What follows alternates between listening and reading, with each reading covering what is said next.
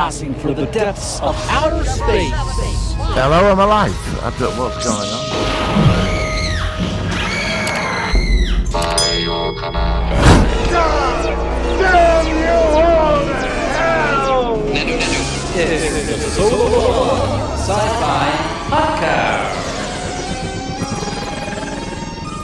Hello, this is episode 67 of the Solo Long Sci-Fi Podcast. Michael Ball, aka Coca in Portsmouth, UK, with my good friends Martin Fowler in cold, windy London, UK, and author of the Timberwolf books in New Jersey. I do remember New Jersey, unlike a certain co-host who always forgets. Tom Julian. Hi guys. Hello. How you doing? I read Good. an article, Tom. I've heard that New Jersey is merging with, is it New Delaware or somewhere? Oh my God! Get him, Yeah, I get read Martin, and send him away. Send him to New Wales or South Wales. Get out of Okay. So that's I've not heard that myself. So it sounds like it's a slightly sore subject, maybe. I don't know how it is over there. I mean, it's funny how like over in Portsmouth, we have this big divide between Portsmouth and Southampton, and I think it's predominantly because of the soccer thing. This is a very soccer-orientated town, and as Martin knows, I'm not a soccer fan at all. So it's funny how you have that, and like also in UK, you have like Manchester versus Liverpool. You have that. You have certain elements where it's a bit oil and water with certain rival towns and stuff. You know what I mean? Yeah. I mean, the rivalries here between Philadelphia and New York City, and New Jersey is caught in the middle. Okay. So it's we have the Philadelphia Eagles football team and the New York Giants. Yeah, I've never been a big sports fan myself. I mean, are you a sports fan, Tom? I like going to sports. I can't follow sports if I'm not present. Yeah.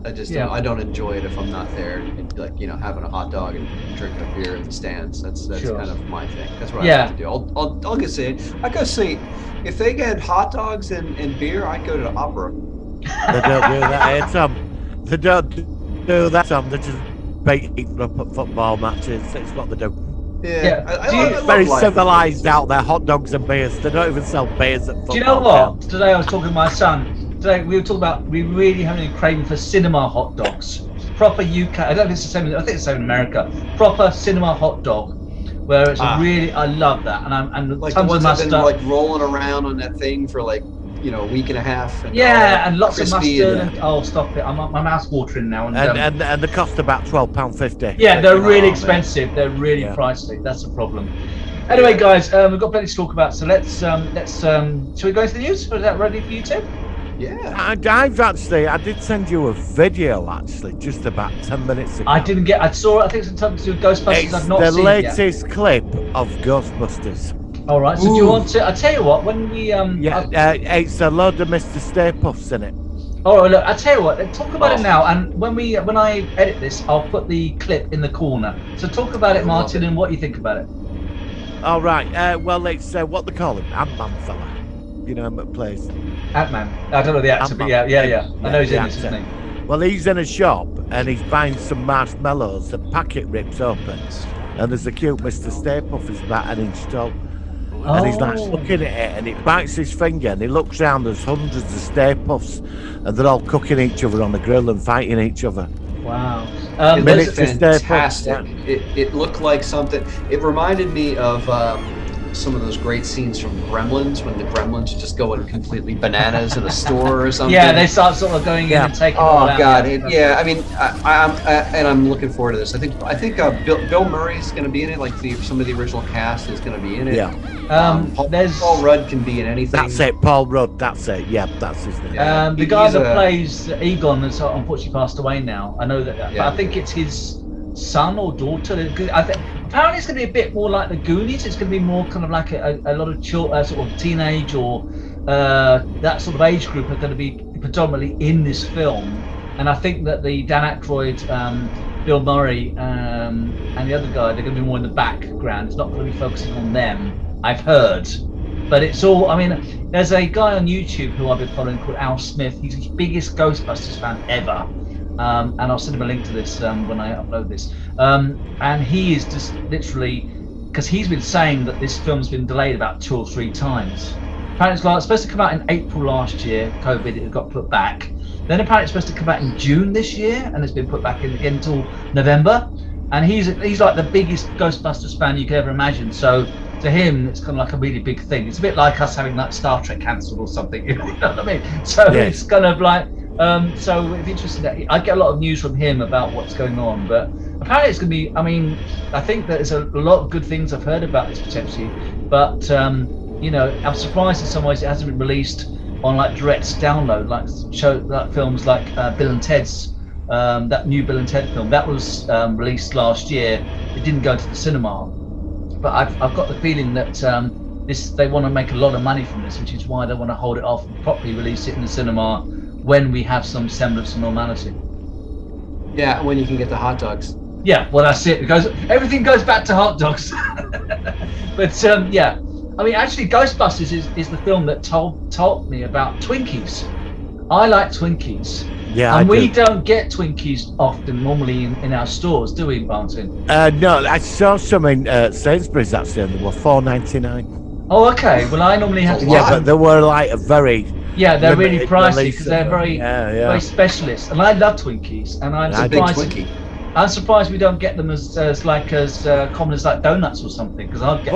What did he say? First Ghostbusters, that imagine a 30-foot Twinkie. And then the guy goes, "That's a big Twinkie." Yeah. Bizarre. I like Ghostbusters though. What did you two think of the female-orientated Ghostbusters from 2016? Did you see it? It wasn't very good. I did see it, and it is not special. Yeah, it's something's not quite there, is it? No, it was. I mean, look, I went to the set. I did laugh at some parts of it. It was ridiculous. It was, and I think the female actresses, before I get me head bitten off, I'm gonna have to be very careful how I come out with. Yes, okay. I thought Leslie Jones and Kristen Wiig and the rest of them were fantastic, but the director he messed it up. He did. Just, it would a film you'd go with a family to see. You'd watch it and that'd be it. There was nothing special about it. They tried, but it was just it's watchable. So it's semi-watchable in my opinion because of its legacy. It makes it'd be fine if it was if it stood on its own. It'd be a fine film, but because it is what it is. The director just let the cast kind of riff and go on and improvise, and just on and on and on, and things are, there's some great deconstructions of it that I've seen. Red Letter Media does a really good one about how it's, they don't let anything land. It's like there's jokes out there and the joke hits, and then suddenly they're rambling on about something else. And I didn't love it. I saw it and I was half asleep. I read the script was leaked online. Somebody did a YouTube video about the entire script 6 months before it was released. Really? Wow. That's how bad it was. And because you're a bit too sure about people and that they get hold of these scripts and that, and it was identical. Like the big scene at the end where it possesses all the soldiers and the police and that. It was just terrible, wasn't it? I mean, I don't blame Chris Hemsworth. I found him he was sort of quite funny because he's quite. I like Chris. I mean, I've seen because he was in, of course, Star Trek 2009 as Captain Kirk's dad, George. I think his first name. And of course, I'm now watching him in the Marvels as Thor, and he's a good actor. I like him actually, but even he couldn't save that 2016 film. No, it was something before it even started. Yeah. Oh, well. There's some parts I really liked in it, but there are also some parts I'm like, man, this you can't stop. All right, here's the thing: you're watching that film and you can't be like, I just can't imagine Bill Murray and the others doing it like this. It just wouldn't have worked out. Is it also partly because humor's changed between 80s and 2016? I find the Ghostbusters in the first movie, the sarcasm and the wit still works today. Yeah, it's still very, very funny. Yeah, it's still very, like the bit with Peck, when he walks into the office. He knows, mind my language, but he knows he's a class A wanker straight away. Yeah, exactly. And he's onto him. Yeah, and that humor, it works beautifully, and that film lacked that. Yeah, there's something definitely missing. Oh well, never mind. We'll look forward to seeing how it goes. So my piece of news, which you two probably would have seen, is that they're starting to release some Star Trek spoilers or info for Star Trek Picard season 2, featuring Q returning. John Delancey is back, and also there's some early footage of Discovery season 4. With new uniforms and stuff. Yeah. What do you two think about what we've? Because obviously, I've seen the pictures of the uniform. It's just, why don't I just give up, man? yeah, I like the new uniform. Well, they're all right, but just give up. I mean, for God's sake. I mean, it's like trying to flog a dead horse, isn't it? Well, apparently they changed the uniforms because they were sort of the new future uniforms are sort of grey. And they were apparently because the bridge is sort of a goldy, sort of grey, sort of dark coloured. Apparently, the Starfleet officers, you can hardly see them when they're in the background on the bridge. So they changed the uniforms to the 24th century. Command is red, security is that sort of yellowy, beige colour, and science is blue. I actually quite like the uniforms, but like I said, what about Q returning on Picard? How do you think that'll work, either of you? Or not? I didn't love the first season of Picard. I thought it was nice for a while and then kind of fizzled. Yeah. But I have to have my heart on my sleeve for Q. I'm excited. Well, I know you haven't seen Star Trek Continues yet, Tom, but John Delancey does appear, not as Q, but he does appear in an episode of that, and he was very good in that. Even though it's a different character, I really like that. I'm jazzed. Yeah. I was thinking it would be really cool if they brought Q back, but they had like different actors playing him all the time, just kind of like almost like a Doctor Who thing, like like a regeneration or something. Like he could just he could be anybody he wants, so why not show up and be like Elle McPherson one day and somebody else the next day, and he could be whoever he wanted to be. Well, I've always thought of the Q as a bit of almost like a collective. Although they are individuals, they are kind of, there's more to that, especially with the rogue. They're the guardians of reality, aren't they? And we had the rogue Q, the one that wanted to commit suicide in Voyager. And of course, because he did do that, it really threw the whole of the rest of the Q consciousness into a really bad position where they're to be replaced. They need that part. It's like I think it's like a Lego sort of jigsaw puzzle where it all needs to be slotted in together to work. And that was quite clever, actually. It's interesting with the Q because they're in Star Trek they are the most powerful. So we've seen so far. They're beyond V'ger and all that. They're just like they're omnipotent, aren't they? But it's. I think after this series, I think Picard should finish. I have to say that I'm a big fan of Patrick Stewart. I've seen him twice. Yeah. I've seen him twice at theatres. He was in Chichester down the road from me a few years ago, and we saw him doing Macbeth. And it was really weird because we got these tickets and this really small theatre, and he was literally about 5 meters in front of me doing. I think it might have been Hamlet. I can't remember. It was a long time ago, but it's one of those Shakespearean things. And he was absolutely fantastic. But with all due respect to him, he has aged quite a lot, even just in 5 years. And I don't know whether it needed a second season. I mean. Despite what you think about the car, I'd like to finish his journey off, and I think that now that he's a Cylon, well, all right, I use that. Yeah, I like a Cylon in principle. Yeah, just call him a Cylon. Yeah. It's like with Q turning up. I'd like to see something big with the Q, all of them. That there's, I don't know, it's going to affect reality, and Picard. It finishes, I don't know, he sacrifices himself. He does something big. And just as he dies, Q freezes that moment in time and says, why did you come with us? Because we're moving on somewhere else now. Well, maybe that's interesting. Really epic for him. Yeah, that's a neat way to look at it. I mean, Q could make him human again, in theory. He could make him back to, Q could make him a Q. Yeah. Well, he could. I don't spoil it. I mean, no, he can't. No, he's got to be epic. Why? But will it? I know, but he can. I know he can. The thing is, I'm worried that it won't be written well. You've got John Delancey. He's an actor. He's not a writer. What if he's given shite again? What if he's given a terrible? And we say, what the hell have we done to Q? Like we've done with. I've got my real fears about it. That's the problem. I'm right. I'm very excited. I love Q and I love John Delancey, and I agree with Tom. Q can be they could have got any actor to be a cute, because there's loads of them, and Yes. they're all omnipotent, and they can take on different forms and alter reality at a whim. But I just like to see something where there's something, I don't know, there's something that affects the continuum, and it affects everything in reality and time, and Picard becomes the focus point, and he sacrifices himself, and they step in because he saved them, or there's a threat beyond even them. Something unlike that, there's something building, and he sacrifices himself, but he stops. You get this epic ending, like final episode, where he freezes time and says, "We can pull you out because you're a focus point. We can't change it, but we're gonna, I don't know, turn you into a cure or something, and you're gonna come with us, and that's it." I just like to see his story end now.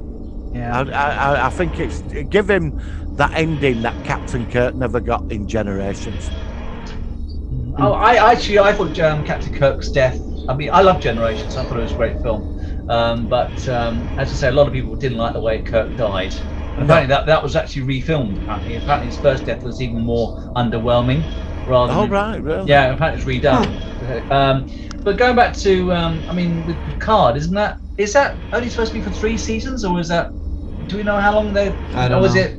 No. I don't know. To be honest, I know where Martin's coming from, but I would take as many seasons as they have as a gift just to see Patrick Stewart perform.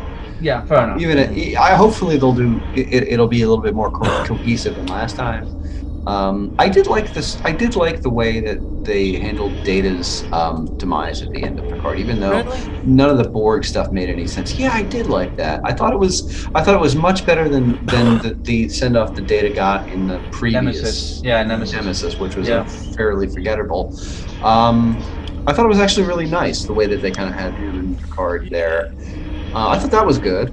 And I even if it's semi-lousy in some cases, I'll still take it. I'll keep watching Star Wars films just for the heck of it. But. Yeah, well, yeah. I mean, we'll be watching it. I mean, like I said, it's I know that Brent Spiner's coming back. Apparently, is the other brother that we didn't know about, the other Soong brother, the human one. Oh, Data, Law.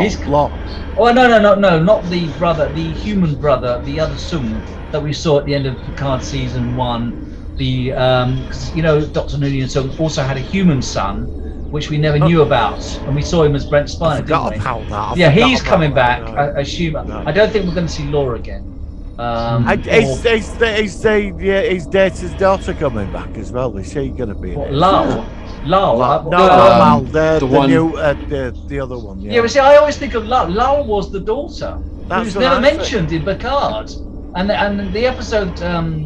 Not Data's Day, the Offspring was a classic episode where he builds a daughter, and of course it malfunctions and shuts down, and of course it's not even mentioned in Picard, and Lal should have been mentioned because it was such an important step in Data's progress to becoming more human, and that was bad that wasn't ignored. But again, it's like.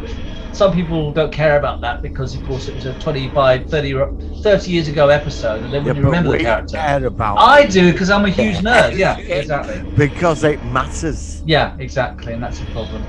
All right, guys. Well, that's it for Star Trek, I think. Anything else that you two have come across that you want to share? I don't know. I think I might have found that. Do you know there wasn't actually anything really this week? I saw a bit about Star Wars. I mean, apparently.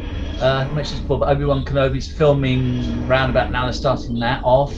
And of course, like I said, it was April 5th the other day. And of course, that was Star Trek Day. But no, actually, I've not heard a ton of news myself. I mean, Martin, I was going to say Tom. Warner Brothers announces 2 new Superman movies with Henry Cavill. That's all I've come across. Rest of trailers. And Tom, do you want to mention that show that you talked about earlier on, the one that you sent us? That new, I want to see Stowaway. That movie. Yeah, it looks like what Stowaway? It's a mission to Mars, and they find an extra crew member who got knocked out and fell into a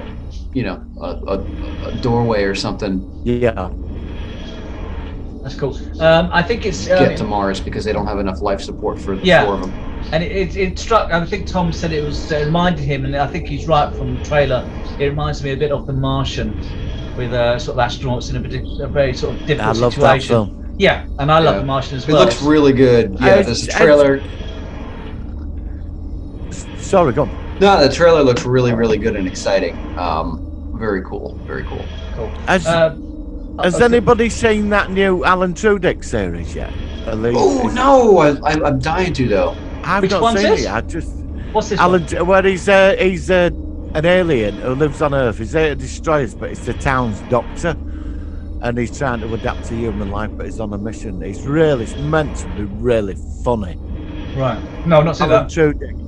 I forgot. Is it Illegal Alien? It's called or something. I don't know. I'll have to check that one out. I've not seen anything about that one. Yeah, it's a comedy. It's called Resident Alien. He's a doctor. That's it. Oh, okay. He's an alien who pretends to be a doctor on Earth. It looks funny. I've just never got. I hear it's awesome. I haven't had a chance to watch it. Cool. Right. Anything else? Is that series still going? The one we looked at about a year ago. I just wondered, is it still going? That where they're on like a cruise ship in space. The one with Hugh Laurie. Oh yeah. Yeah. Is that, I keep forgetting about don't that. know. I actually, do you know what? Before you said that, I was thinking that myself because it was comedy and sci-fi. Something wasn't Babylon, but it was a name of a ship with a number after it, and I can't remember what it's called. Yeah, something like that. I don't know. I heard it was going to a season 2. I didn't. I love comedy, but I didn't click with the first season at all. I don't know. Did you see it all the time? I can't remember if you saw it all. I can't remember if you said it. I didn't see the whole thing. No, I saw several episodes and I gave up. I just couldn't get into it. So, but you never know. They might have improved things on season 2. So I don't know. On space comedy, what's happening with Space Force? Is there another season or? I've only seen half of the first season of that as well. Is that all they've shown us? Is just half the first season then? I think the first whole season's been released, but again, it's Right, because I watched. I watched the first half, and then I just didn't get around to finishing it off. No, I found it very difficult at times to sort Yeah, of flow. I mean, because it had like John Malkovich in it, and it had the guy from Steve Carell from The Office. Two actors who I like a lot. But again, it was one of those series. It's weird with certain things in comedy and science fiction how it doesn't always just click. I mean, Red Dwarf is my favourite, sci-fi comedy. I would say that show, Space Force, was also not funny. Yeah, it wasn't particularly funny. No, it wasn't funny. I was in and out with it all the time. Yeah, I had such high hopes for it. The cast was fantastic. Had Lisa Kudrow was in it. You know, all these fantastic comedians, and it just wasn't funny. I just remember like watching it, being like, when you're watching something and you're actually enduring it, and you're like doing it out of obligation. That's kind of how I felt like the second or third episode. I would say with For All Mankind, episode 7 of that season 2, I'm loving that. I think it's more like a drama. It's less sci-fi in many ways. After the idea of a different sort of alternate timeline with Russia getting to the moon first, but it's still very solid. It's just got a good story, good characters, and of course it's an alternate timeline, so you don't quite know what's going to happen in this timeline, which I always find fascinating, like the parallel universe. But it's got echoes of what happened in the real timeline, like the Apollo Soyuz mission and the shooting down of the Korean jetliner, stuff like that happens, but it happens in a different way. That's right. I like that. I think that's really interesting. Different. Sometimes some of the presidents are different. There was never a Jimmy Carter president. Yeah, I saw that, but Reagan's up there now, which is quite interesting. Yeah. Have you seen much of that yet, Martin? Or you get? No, I've got. He's ready to go this weekend. Actually, I've just got through. I sort of catch it because a friend of mine wants me to watch Watchmen, the TV series, and it keeps going on at me, and you haven't got the time to watch all these series, have you? I ain't got the time, and now this weekend I'm going to do season 1, which I'm really excited about. Well, I was saying to Tom that once we've seen season 2, I suggest we do an episode focusing on For All Mankind. It'd be a really good one. If you've all seen it and it's a new contemporary show, I think that would be cool. So I think that'd be great, guys. I think that's the point. I think we should go on to our focus of the week. If that's all right with you two? Yeah. Is it Godzilla then? No. Oh, actually, no. That's quickly. Actually, we have couple on this. Godzilla versus Kong. I've saw it. Tom's seen it. Martin, what do you think of it first of all?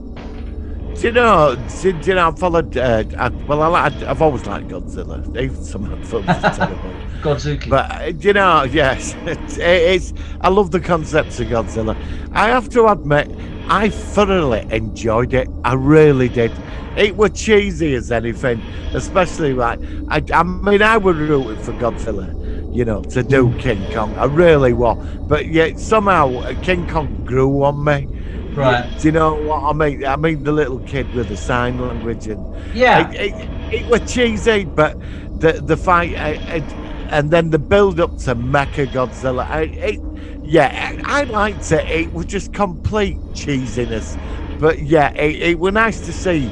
I don't know. I'm sure they've shrunk the monsters in this because in first Godzilla, they were like a skyscraper size. One thing, you see, I didn't realise because I haven't seen Kong yet. I thought this was standalone. And obviously, this is a sequel to some other films, so I was a bit lost at one or two bits. But I mean, from my perspective, it was quite a fun movie. It wasn't the most deepest philosophical film we've ever seen. It was a proper cinema popcorn movie, just to watch it, enjoy it as it is, and yeah, it was fine. I quite that's the way I saw it. I thought it was enjoyable. Not the best film I've ever seen, but I didn't dislike it. It was there. The special effects were good. It was just there. It's a bit eye candy, but I liked it. It kind of minimized the human drama, even though, to be honest, I felt that the young girl with her friend, and then the older blogger guy, like that was, I felt, could have been completely eliminated. They basically went all the way around the world so they could pull like a Johnny Five by spilling whiskey onto the computer. It's like, what the heck? Why was that even there? Multi-billion-dollar killing machine like that. They could have probably been in the movie either way, or not. I felt maybe they were an extra layer that didn't need to be there. Every time it shifted to them, I didn't care anymore. I was like, I don't care. I just want to see Godzilla, and I did like the. You saw that though.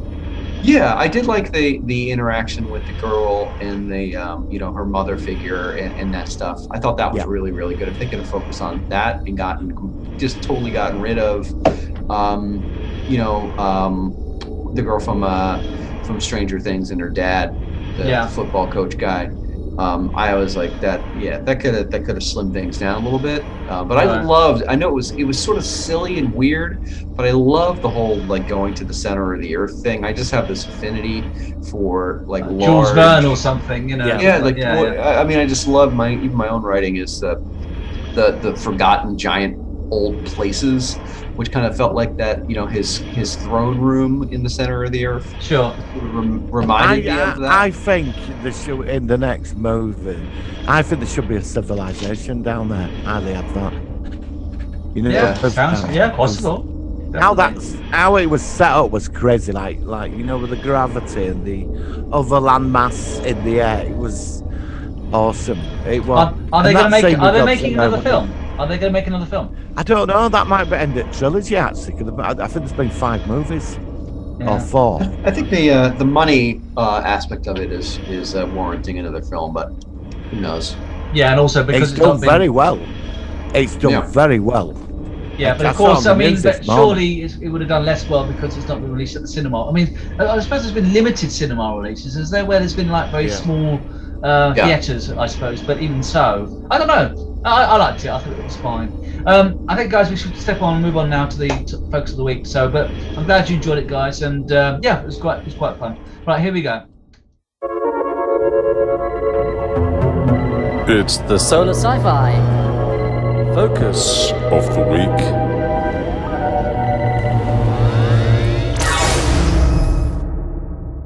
Right, this week we are focusing on, we're going back to Doctor Who. We've not been on Doctor Who for a while, but we're slowly going through them all. And this week, a very popular, most contemporary Doctor we've ever had, and that is, of course, the 10th Doctor, David Tennant. So let's ask, first of all, Tom, how did you come across David Tennant when you first saw him? He was sort of that the refresher after Christopher Eccleston. Right.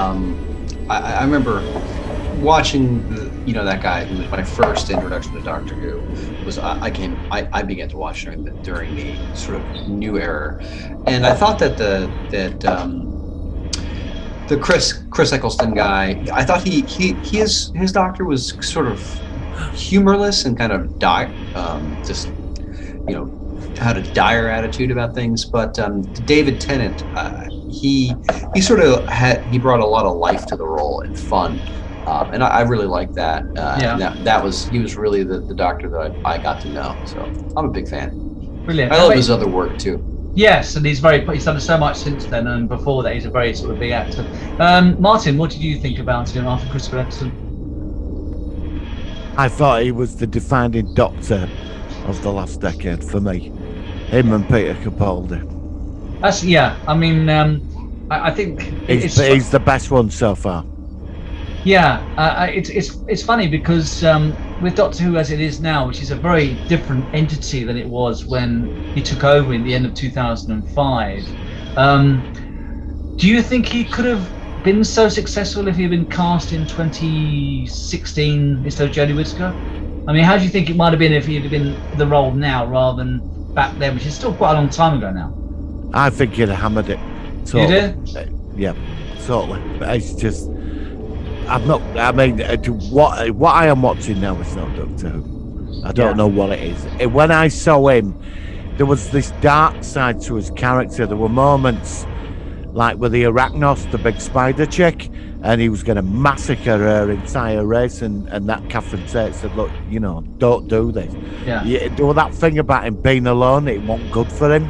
That's right. I like that. That was and unique. They played on that beautifully, and that's what I liked about him. I remember the episode of The Waters of Mars where at the end he goes too far, and you saw the hate, anger because of what's happened since, of course, Gallifrey has been destroyed, and he did really nail it. He really did nail it. He did. There was that scene when he said, "I'm a Time Lord. I can do whatever I want. I'm above everybody." Yeah. And he altered history with that woman. She blew her brains out, didn't she? Yeah. And that was a Christmas. That was it. That was the penultimate episode. Yeah, it was. Yeah, very and great. it was lethal, that episode. I was like ending with because he got so arrogant. I can do anything. I'm the last of the Time Lords. Yeah, that's right. I love that. I love that. There was a price to pay for his arrogance. Yeah. I mean, I personally think that Doctor Who might not be here now if he hadn't been cast in 2005. Christopher Eccleston was I like Christopher Eccleston, and we will focus on him on another episode. But David Tennant was quite different and very unique, and at least for me, it just really works in what he did. And he was the longest Doctor in New Who. He did 3 seasons plus a load of specials afterwards. Yeah. And he had this. Go on, Tom. Yeah, I'm not sure that if Christopher Eccleston had stuck around, it would have been a special. Yeah. I think he was a fine choice. I know he didn't love the role. I don't know if the role loved him, to be honest. So I was really glad to see somebody who, and you guys are reminding me that he had this other side of him that was, beyond the fun side. There was this sort of darkness in him as well, where he was, working on his arrogance and his loss and all that kind of stuff. So that was, a really big step for the actor. Who was your favourite assistant, Tom, for him? Who was your favourite companion? That's a good question. I'm not sure. He had a couple, they were very, very different from one another. And it was hard for me, to pick one or the other. I like the woman, I forget her name, with the red hair that was on The Office, on the American Office. Donna Noble. Yeah, she to me, I like the fact that she seemed to be always surprised by things, because maybe she was this kind of a working class gal. Yeah. I thought that was interesting. I mean, because he had 3, didn't he? He obviously had Rose Tyler, and then Martha Jones, and because you forget about Martha Jones was in it for a season as well, and then Donna Noble took over. I mean, if you're asking me, I know Martin hasn't, but I will say, I think that. I'm just. No. I mean, I think Donna Noble for me was the best of the companions for his regeneration. How about you, Martin? What do you think? I think the Rose arc, because that affected him like into the other seasons. Right. Because normally, like with the companions, it just clears off and leaves them. Do you remember when he used to do it in 80s? Well, with Tegan, he couldn't even. I mean, I love that. I love that. I mean, once he dumped her at Heathrow Airport, and then I thought to myself, he goes, like, I thought you were going with the doctor, and Tegan goes, so did I. That was really funny. I watched a two-parter with him recently, and it's good. It's a question I want to ask you both, actually. What's that? The family. Oh, Family of Blood. Yeah, and what I mean, it's the ending. Even now, it freaks me out. Yes. It's what he does to them all, and he says, "I wasn't running from you. I was trying to protect you from because I didn't want to do this to you." And what he does, the thing with the little girl in the mirror, that really freaked me out. Because sometimes, you know, that thing where you look in a mirror and you think, you know, just for a slight second, everybody's thought that, and he put that in there beautifully. He trapped that girl in the mirror. In the mirror, 1,000 years he visited her, and left him in a field, and the rest of them. And it was all, he didn't want to do it. If you're going to come after me, I'm going to do this to you. And he was ruthless. I think also some of the writing, that was Russell T Davies's era. And of course, he, although it was Stephen Moffat who wrote the first Weeping Angels episode, which David Tennant wasn't in that episode very much, surprisingly. But that was still one of the most memorable episodes in his era. What about? Is that supposed to be a potential pilot for another show? Because I remember it had like different characters in it, didn't it? I don't know. They also did the one with the guy. There was a guy whose girlfriend ends up as a paving stone. What was that one? It was really infamous. Love and Monsters. And that was another one which was ELO were very prominent in that. Yes, the soundtrack. I actually didn't mind that episode. It's panned by a lot of it. I thought it was really good. Love and Monsters. I think everybody hates it. I actually always liked that. I loved it. I thought it was really solid as well. Did you remember that one, Tom? Love and Monsters.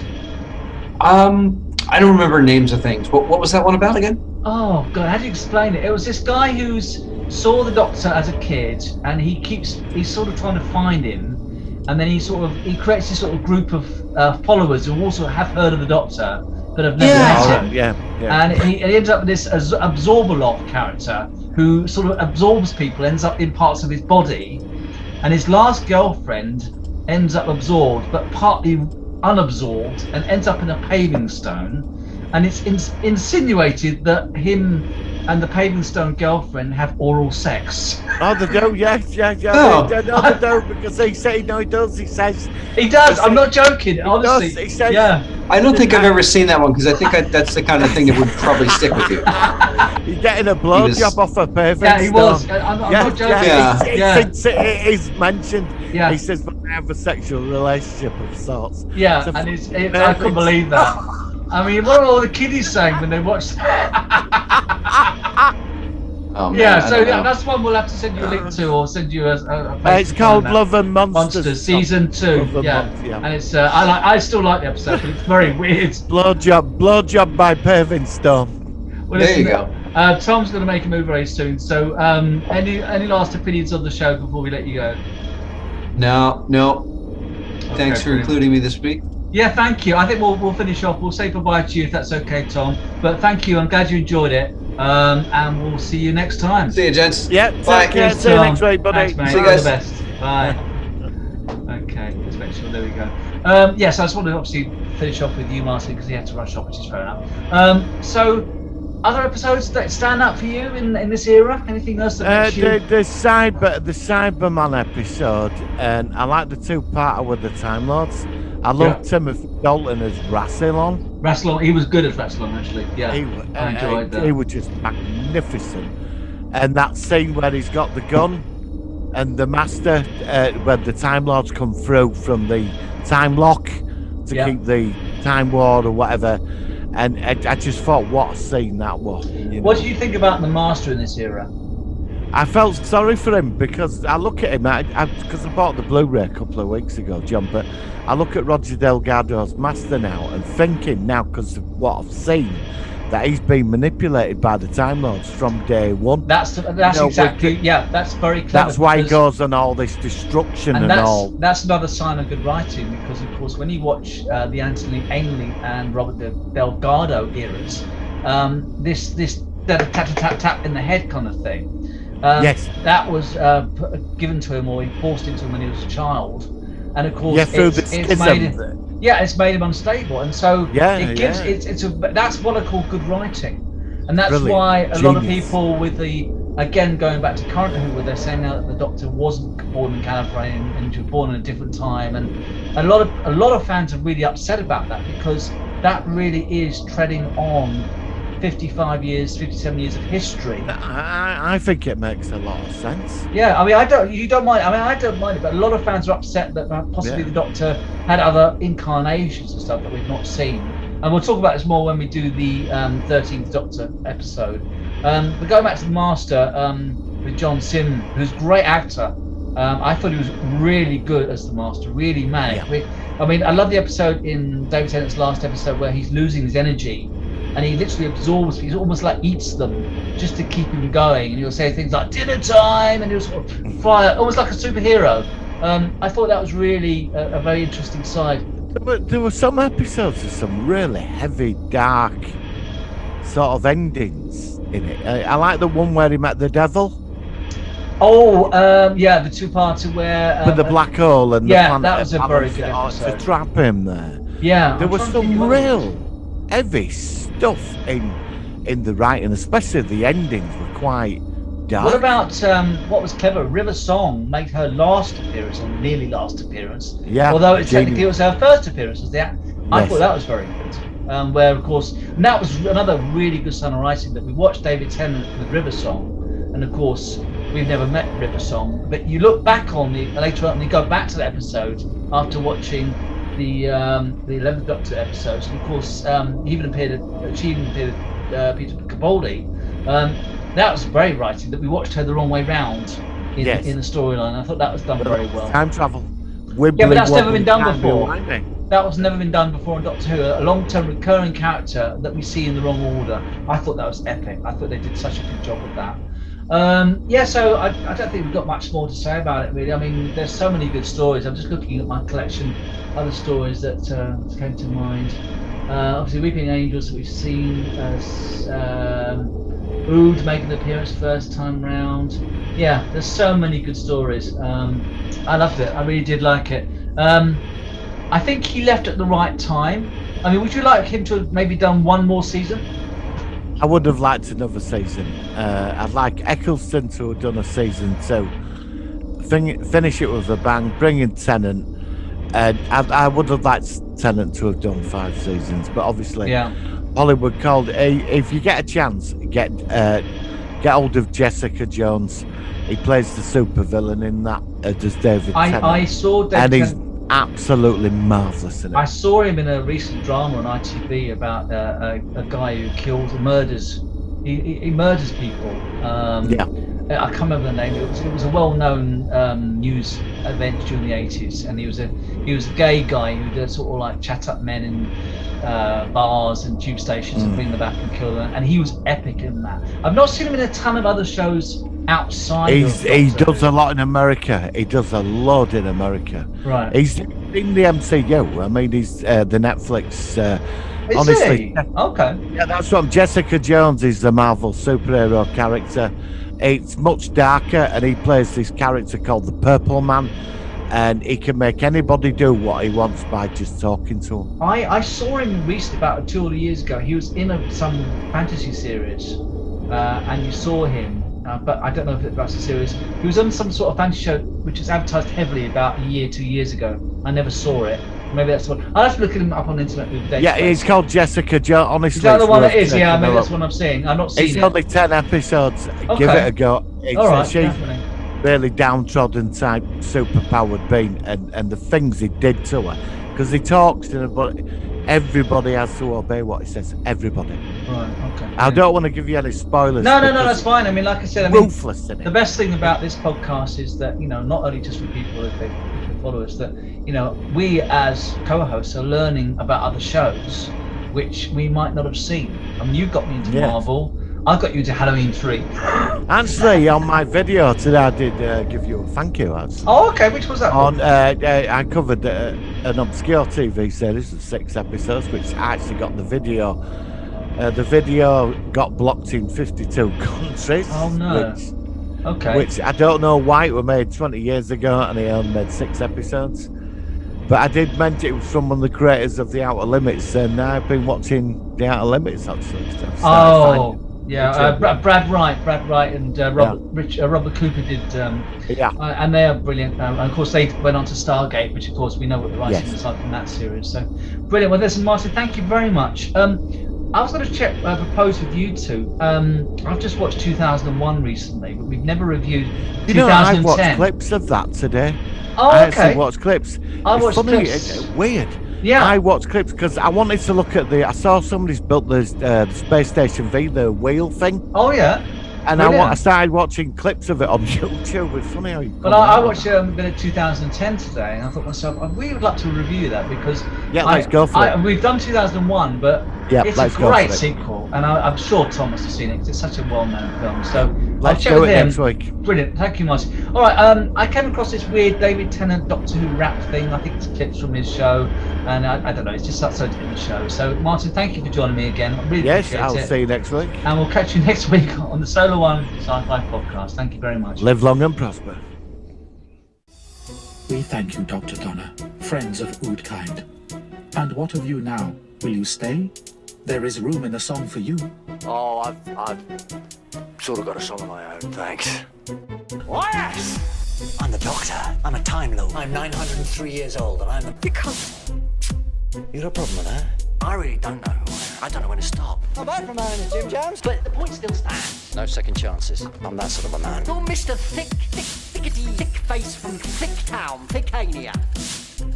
And so's your dad. You were staring into a deep, dark pit of trouble if you don't let me help. I am talking! And I'm not listening! There is no power on this earth that can stop me. I'm the Doctor. I'm the Doctor. He's the Doctor. If I don't like it, then it will stop. You better get used to it. Oh, I will. No interfering. I don't want any trouble. Just have a nice life. This is my lover, the King of France. Yeah? Well, I'm the Lord of Time. And I just snog Madame de Pompadour. I like the stuff of legend. Use that. Correctamundo. A word I have never used before. Don't tell well again. Bellissimo. You should try that now. There is more to see than can never be seen. More to do than... No, hold on. Sorry, that's the Lion King. For a long time now, I thought I was just a survivor, but I'm not. I'm the winner. That's who I am. The Time Lord victorious. My home planet is far away and long since gone, but his name lives on. Gallifrey. Gallifrey. Do you hear me? The Doctor lording it over us, assuming alien authority over the rights of man. Yeah, I am. Tell me something new. I'm afraid I have to decline. And what happens next is your own doing. The Doctor is in. And I'm gonna win! There is no power on this earth that can stop me. I'm the Doctor. I'm the Doctor. He's the Doctor. If I don't like it, then it will stop. You better get used to it. Oh, I will. No interfering. I don't want any trouble. Just have a nice life. It's not like I'm an innocent. I've taken lives. I got worse. I got clever. Manipulated people into taking their own. Sometimes I think the Time Lord lives too long. Now then, where were we? You shouldn't even exist. You're dead. I'm not winding you up. You're not clever. You're not important. You looked in the mirror lately? That. The most remarkable man I've ever met. I noticed. He's dangerous. That's me. Indomitable. That's the word. People assume that time is a strict progression of cause to effect. No! Wibbly-wobbly, timey-wimey stuff. Once upon a time, there were people in charge of those laws, but they died. Do you know who that leaves? Me! The laws of time are mine, and they will obey me! Fingers on lips!